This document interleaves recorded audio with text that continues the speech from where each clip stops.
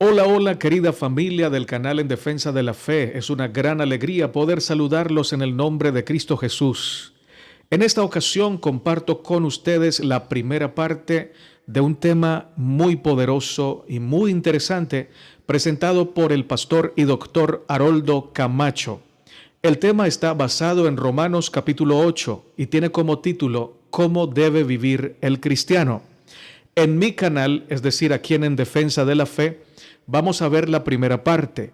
Por favor, les invito a ver la segunda parte en el canal del pastor Haroldo Camacho, el cual les dejo debajo de este video en el primer comentario.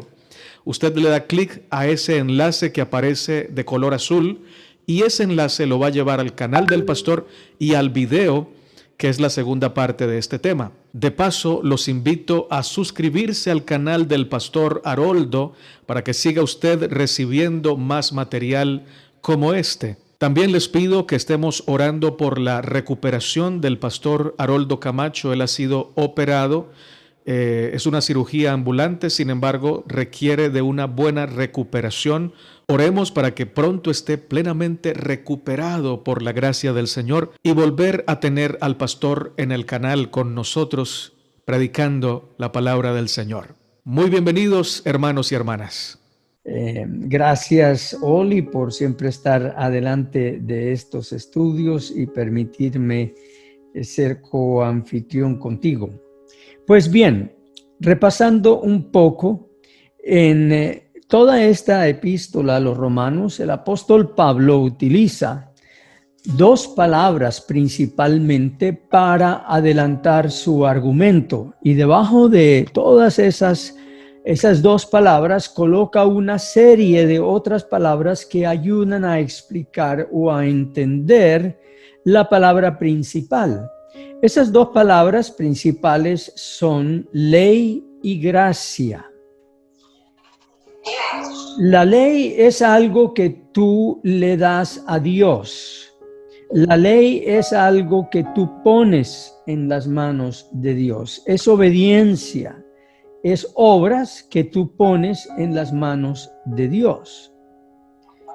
La gracia es algo que tú recibes de las manos de Dios.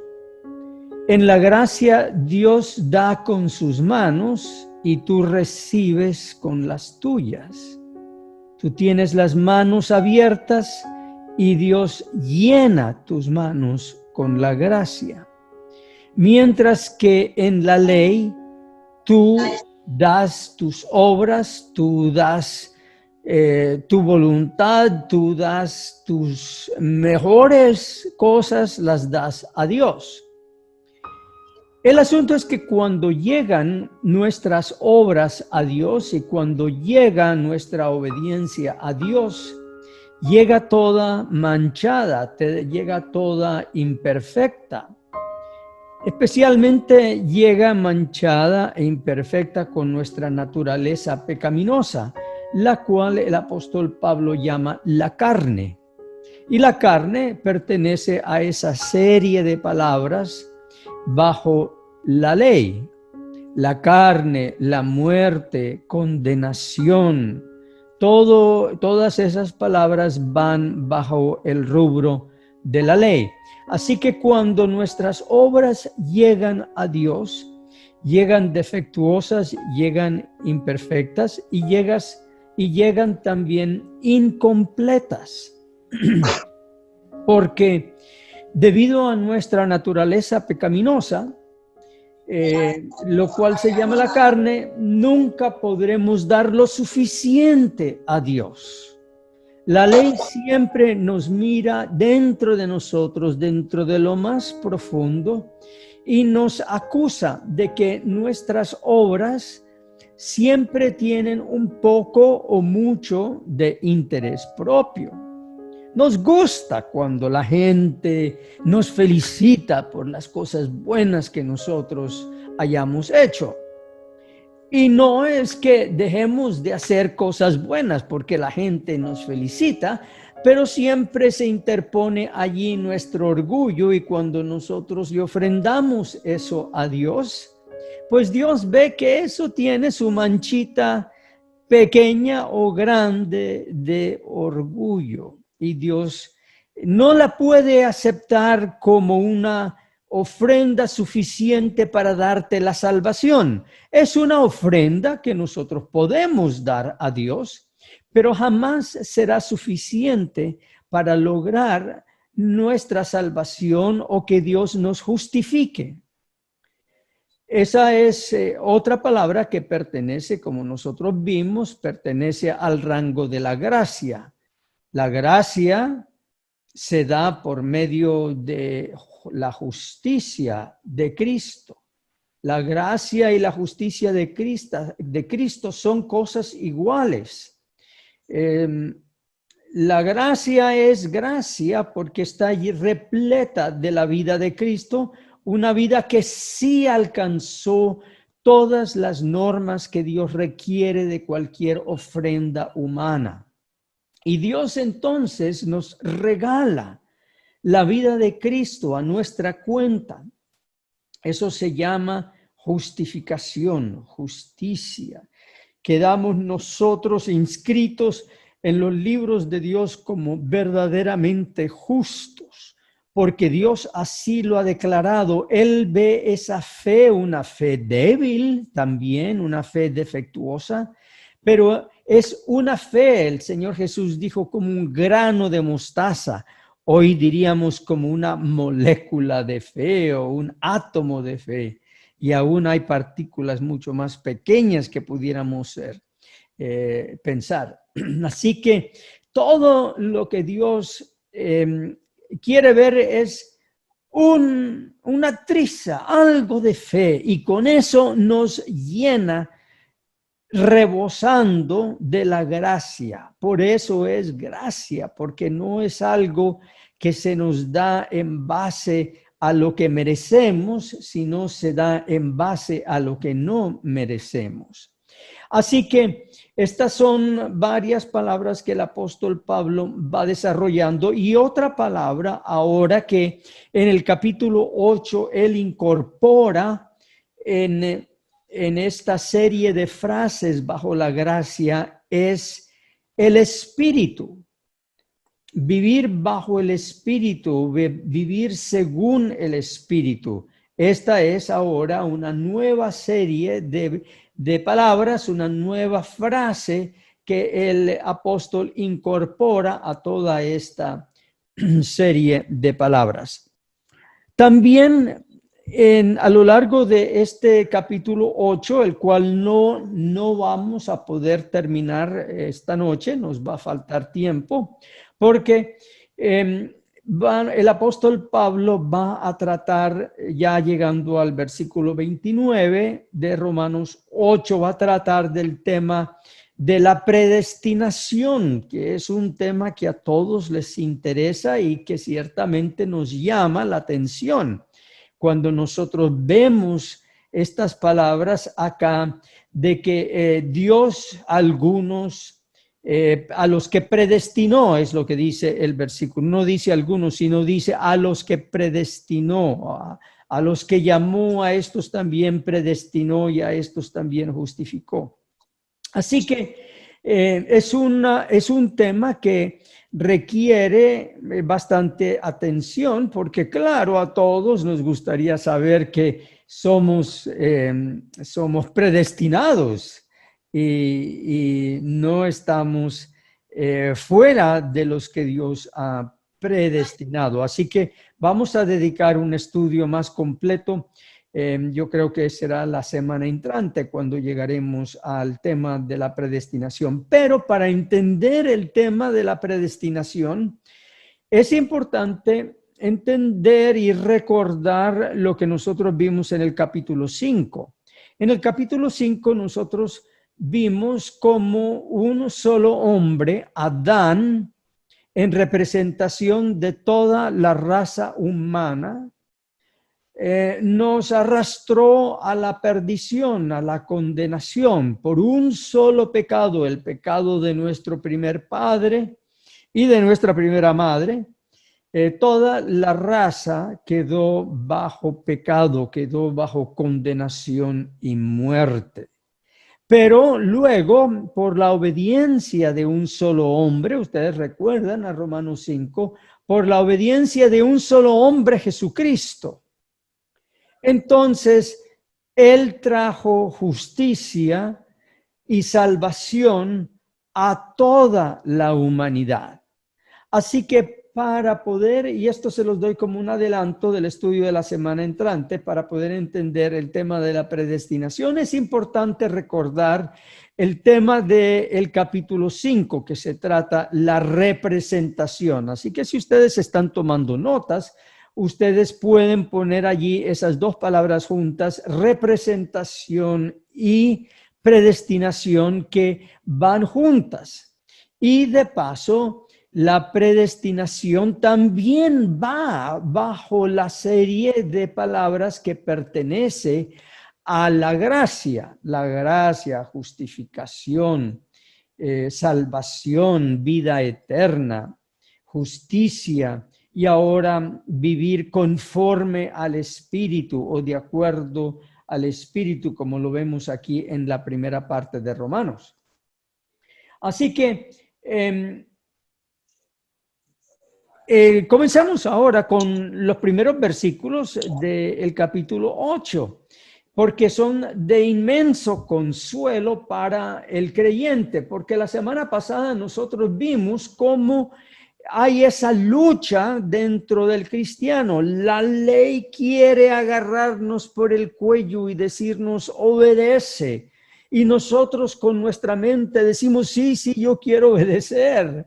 Yo quiero ser perfecto ante ti. Yo quiero vivir en perfecta santidad. Es decir, apartado, así como tú me has puesto, tú me has apartado para ti. Yo quiero vivir en ese lugar apartado que tú me has colocado. Yo quiero vivir en perfecto amor hacia mi prójimo. Yo quiero tratar a mi prójimo aún en mis pensamientos. Quiero tratar a mi vecino o a cualquier otra persona que yo conozca, y hasta los que no conozco, yo los quiero tratar con gracia. Pero dice el apóstol Pablo que veo otra ley aquí en mi mente que lucha contra esa ley. Y yo no entiendo lo que hago, porque lo que quisiera hacer no lo hago, más bien hago lo que no quiero hacer. Y hay esa lucha constante dentro del cristiano en que la ley quisiera seguir amordazándonos, agarrándonos por el cuello y decirnos, obedece, obedece, y la carne se opone. Y nosotros vimos en el versículo 7 como todo lo que hace la ley es como cuando uno está cocinando al fuego con leña. El fuego comienza a apagarse, o uno recién está prendiendo el fuego y uno sopla sobre el fuego para que le caiga más oxígeno al fuego. O se está apagando el fuego y uno echa más leña y uno agarra la tapa de la olla y comienza a echar aire al fuego. Bueno, eso es la función de la ley en nuestras vidas. La ley viene y echa aire al fuego de nuestra carne pecaminosa y dice, obedece, obedece, obedece. Y la carne dice, ¿cómo? No me eches tanto aire, yo estoy contento aquí quemando este pedazo de leña.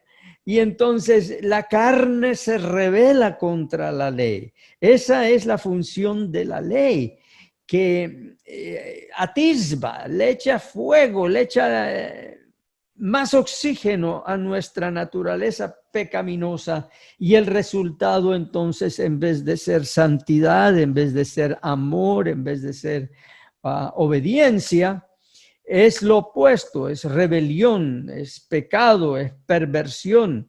Así que hay esta lucha dentro del creyente.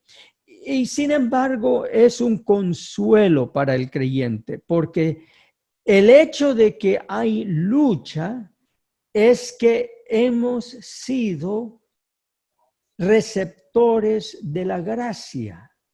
Hemos sido justificados, vivimos bajo una nueva ley, Y a esa ley es la ley que llama el apóstol Pablo la ley del Espíritu.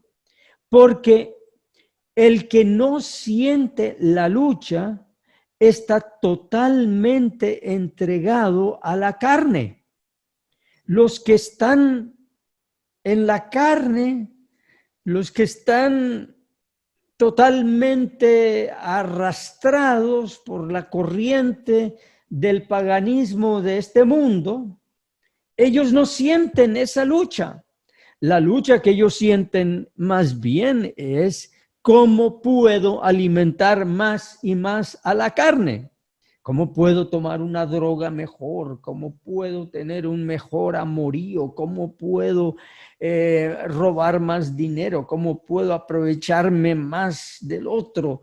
Y es esa la lucha que los tiene a ellos en la vida, pero ellos no sienten esa lucha del espíritu hasta que llega la ley. Y por eso es importante también en la predicación del Evangelio, como ustedes recuerdan en Romanos 1 y 2, el apóstol Pablo dice que la ley es importante para la predicación del Evangelio porque trae conciencia a la persona, le trae inquietud de que la vida que está viviendo es una vida de muerte, es una vida que no le trae nada bueno, es una vida que lo carcome, que no lo llena. Y por eso siempre piensa llenarse de algo más que en vez de traerle vida le va a traer muerte. Y entonces la idea es que tanto en el pagano cuando escucha la ley como en el creyente cuando escucha la ley, eso nos impacienta a tal punto que nosotros no tenemos ningún otro recurso que decir como el apóstol Pablo dijo allí al terminar Romanos 7, miserable de mí, ¿quién me librará de este hombre de pecado? Más gracias a Dios por Jesucristo, Señor nuestro. Y entonces el apóstol Pablo aquí en Romanos 8 dice, ahora pues, ninguna condenación hay para los que están en Cristo Jesús. Es decir, a pesar de que esta lucha ruge entre ustedes, y a veces la tormenta es terrible, la tentación es terrible, y el cristiano no siente esa paz que quisiera sentir, sino siente la mera tormenta y los truenos y los relámpagos y el aguacero. Ninguna condenación hay para los que están en Cristo Jesús. Ahora, esta es otra frase que pertenece a la serie de frases y palabras que caen bajo, ¿cuál de ellas? ¿Bajo la ley o bajo la gracia? Pues claro, sería una frase que cae bajo la gracia. Los que no andan conforme a la carne. Y nuevamente, esta palabra carne se puede sustituir por ley. Los que no andan conforme a la ley. Estamos hablando de la ley de Dios. Aunque nos parezca lo más extraño que el apóstol Pablo dijera eso, sino conforme al Espíritu. Así que aquí el apóstol Pablo contrapone la carne contra el espíritu. Y nuevamente en el versículo 2 aclara estas dos leyes, porque la ley del espíritu de vida en Cristo Jesús. Ahora esa es como la ley de la gracia. La ley de la gracia en Cristo Jesús y la vida que Él me ha dado, me ha librado de la ley del pecado y de la muerte. ¿Y cuál es esa ley del pecado y de la muerte? Pues son los 10 mandamientos, son todas las leyes del Antiguo Testamento que buscaban precisamente convencernos de pecado, de la perversidad que tenemos en nuestra naturaleza que se opone a las cosas de Dios y que nos traía la muerte. Pero ahora la ley de la gracia, la ley del espíritu de vida en Cristo Jesús. Y de paso, yo quiero mencionar acá o pedirles que ustedes observen que el espíritu de vida en Cristo Jesús, esas dos frases que incluyen a estos dos seres de la divinidad, el espíritu y Cristo Jesús, van unidos. El Espíritu Santo nunca va separado de Cristo Jesús, porque la misión del Espíritu Santo es mostrar a Cristo, señalar a Cristo. Porque hoy lo que se escucha mucho en las predicaciones es que realmente Cristo queda a un lado, de vez en cuando lo mencionan, pero pareciera que ahora el Salvador es el Espíritu Santo. Y nosotros le oramos al Espíritu Santo, alabamos al Espíritu Santo, le cantamos al Espíritu Santo.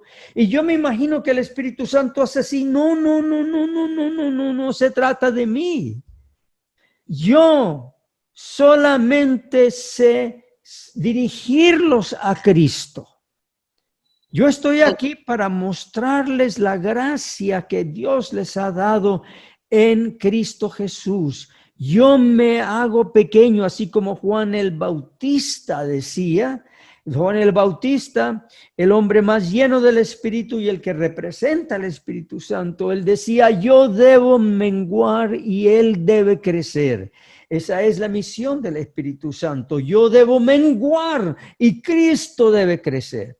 Y donde Cristo está creciendo en su gracia, en su santidad, en su exaltación, en su sacrificio, donde se escucha a Cristo alabado, exaltado, allí está el Espíritu Santo. Donde se escucha solamente el Espíritu Santo, allí no está el Espíritu Santo, porque si estuviera el Espíritu Santo, se estuviera exaltando y alabando a Cristo. Es otro espíritu que hay allí. Y a mí me da celo cuando yo escucho eso, porque si de veras estuviera el Espíritu Santo, entonces se exaltaría el sacrificio de Cristo, su vida, su gracia, su muerte, su sepultura, su resurrección, su intercesión ante el Padre, su segunda venida. Todas esas cosas son las cosas que el Espíritu Santo se goza en presentar y en alabar. Así que bueno, ese es mi pequeño sermón dentro del sermón, porque aquí el apóstol Pablo habla acerca de eso, la ley del Espíritu de vida en Cristo Jesús. El Espíritu Santo nunca actúa separadamente de Cristo Jesús. Él solamente sabe exaltar, alabar, engrandecer la obra de Cristo. Así que la ley del Espíritu de vida en Cristo Jesús me ha librado de la ley del pecado y de la muerte, la ley de Moisés. Y ahora lo hace más claro. Lo que era imposible para la ley, por cuanto era débil por la carne. Así que la ley de por sí no es débil. La ley es grande, es poderosa. Pues es como una espada de dos filos que penetra. Pero la ley se hace débil cuando encuentra nuestra carne. Es como si la ley encontrara basura. Encontrara algo inútil que no puede obedecer la grandeza del amor de Dios. Entonces la ley queda debilitada no porque es débil en sí, sino porque se encuentra con nuestra carne. Y al fin y al cabo, la ley no tiene ningún otro lugar donde operar sino en nuestra carne. Así que la ley quedó en una imposibilidad. Pero Dios, enviando a su Hijo en semejanza de carne de pecado, es decir, en la humanidad. Él se presenta como una nueva humanidad. Recuerden a Romanos 5. Él enviando a su Hijo en carne de pecado y a causa del pecado condenó al pecado en la carne. Esto es lo que nosotros no podemos hacer. ¿Cuánto nos gustaría a nosotros? A mí me gustaría condenar al pecado en mi carne a cada instante de mi vida. Pero no puedo.